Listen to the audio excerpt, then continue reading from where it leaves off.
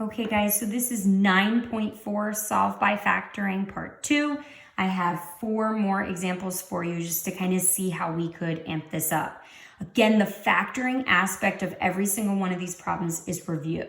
So the factoring is no different than it has been. The only difference is in that last little bit when you're setting each one equal to 0 and solving.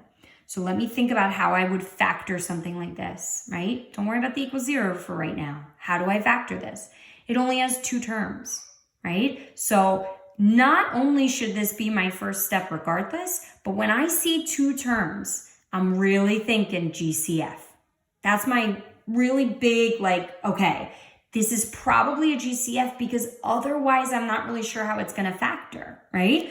So, okay, what do they have in common? They both have an X. So I'm going to factor out an X and I'm left with 2x minus 7. Notice that x doesn't disappear. You can't get rid of a GCF. You have to keep it there. Don't forget your equals 0. This is still an equation. That doesn't go away. Now, some of you are going to look at this and you're going to say, oh my gosh, this is so confusing. It's so different, right? This is factored. This is as factored as it can get. I took out a GCF. This doesn't go any further. 2x minus 7 can't get, there's no squared on it. There's nothing to do with it. It's completely done.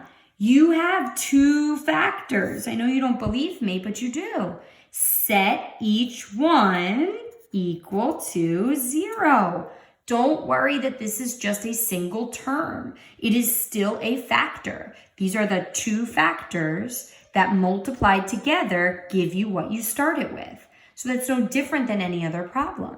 One of those 2 things has to equal 0 if when multiplied they equal 0. So I'm solving each. Well, guess what? This one's solved. It's done. X equals 0. And how do I solve this guy? Undoing what's happening to x, working from the outside in when I'm solving because I'm working backwards. And 7/2 is the most beautiful thing I've ever seen. I love fractions. So what's my answer? What's my solution set? X is either 0 or it's 7/2. And that's my answer. Let's try another good one. Another binomial. But this one should look interesting. No GCF, but what is this? X squared, 121. They are both perfect squares. So how does that factor? X and x. What squared is 121? 11. Check it. 11 squared, 121. One gets a plus, one gets a minus. That was section 8.7. That was the last section we did. But now I have this equals 0 aspect. So I have to incorporate that. So I now have factored my binomial. I'm going to take each factor and set each one equal to 0 and solve. And when I solve, what's really interesting, I get negative 11 on the one case and a positive 11 for the other. So x is either positive or negative 11. You want to know the fancy, sophisticated way to write that? Positive or negative 11. You do a little plus with a minus underneath. I will not hold you to that. So if you feel more comfortable writing it like this, go for it. But this is the sophisticated way, in case you want to know. Let's try 2 more good examples. One way I could amp this up is I could now all of a sudden set it equal to something else. Oh my gosh, I'm totally thrown, right? I don't even know what to do. All of these have said equals 0, equals 0, equals 0, and now all of a sudden this one says equals negative 15. Who cares? Can you get it to say equals 0? Absolutely. If I add 15 to both sides of the equation, what's left over on the right? 0. So what do I have on the left?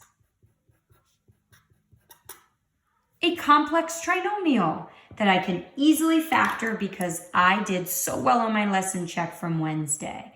So I have a complex trinomial, no GCF. I can't take anything out. I can't go straight to the double bubble because there's a 2 in front. Rainbow. Multiply that 2 and positive 15. I get a positive 30. Because that 30 is positive, they're going to add to 11. So let me think of my factors of 30. I have 1 and 30, 2 and 15, and 3 and 10, and 5 and 6. Do any of those add to negative 11? Yes. Negative 5x and negative 6x would give me a negative 11x. So I'm going to come in here to my complex trinomial, and I'm going to replace them so that way I now have a polynomial with 4 terms that I can factor by grouping. GCF on the first one, just an x. GCF on the second, be careful, that third term starts with a negative. I'm going to take out a negative 3, goes into both, minus 3. What's left over? 2x. What's left over? Minus 5. Do you notice I still have this equals 0 every step of the way? It hasn't played into anything I've done yet, but it has to be there. Every line is equivalent to the one above it. What do I do from here? Group my GCFs into one bubble, copy down the thing that repeated, again, equals 0. I have now factored this complex trinomial. I am ready to set each factor equal to 0 and solve. This is the 9-4 part of it from this step on. Before this step, right, all I've done has been factoring. No different than what I did in my factoring lesson checks and mini quizzes, right? Add 3 to both sides, x equals 3. First add 5. Look at me showing all this work, right? I'm not doing this in my head. I'm gonna mess up signage. I'm gonna say the answer is 2 over 5 instead of 5 over 2. I'm not messing around. I'm gonna take my time, write it correctly, and guarantee myself a right answer. Last step is to just write it in that solution set with a comma in between each. And again, just try to remind yourself, well, what is this? What does this mean? This means if I go back to my original equation and if I plug in a 3 for x, then I'm going to get the same thing on the left-hand side and the right-hand side. If I go back to my original equation and I plug in 5 halves, I'm going to get the same thing on the left that I have on the right. Last kind that I have for you guys for today, complex trinomial. There's no GCF.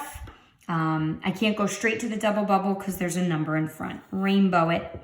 4 times 9 is positive, so that's going to be what? A positive 36. They're going to multiply to 36 and add to 12. So what are my factors of 36? 1 and 36, 2 and 18, 3 and 12, 4 and 9, 6 and 6. Okay, so I'm looking for a pair that adds to 12. 6 and 6 is my winner. But I want them to be negative 12 when I combine them, so they're both going to be a negative 6x. So I'm taking my negative 12x and I'm replacing it with a negative 6x and a negative 6x. That way it's staying equivalent. I'm ready to factor by grouping. I got my 4 terms. Slice it down the middle. What's in common between both? Be cautious, right? Remember, the 4 doesn't have to go into the 6 for there to be a GCF. Is there a number that goes into 4 and 6? Yes, 2. They also both have an x. So I'm going to take out a 2x, and I'm going to be left with 2x minus 3. Here, I'm going to make sure I take out a negative because that first term, that third term there is a negative. So a negative, what do 6 and 9 have in common? 3. So I'm taking out a negative 3. What do I get? 2x minus 3. Remember, this is still all being set equal to 0. What do? I lump together my GCFs into one set. I copy down the thing that repeated. Oh my goodness gracious. I got the same thing twice. This is what's called a perfect square trinomial.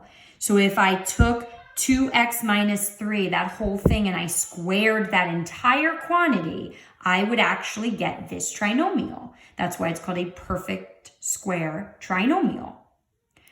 What does this mean? Not much, right? I mean, hopefully I can maybe remember that name. That would be a goal.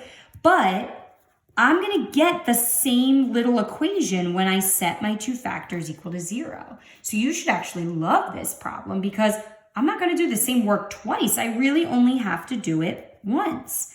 I'm going to add 3 to both sides and divide by 2. I don't have to do it again over here. I'm going to get the same thing. If you don't believe me, if you want to see it or you want to do it because you feel better about that, you get the same answer. So something to remember for set notation, you don't repeat items in set notation. It's a set. So what you're saying is you can pull numbers from that set. You could pull it 10 times if you want. So in terms of writing it properly, you would only write the 3 halves once. And again, what does that mean? If I go back to the beginning, if I plug in 3 halves for x, then this is going to equal 0 on the left and it'll match what's on the right.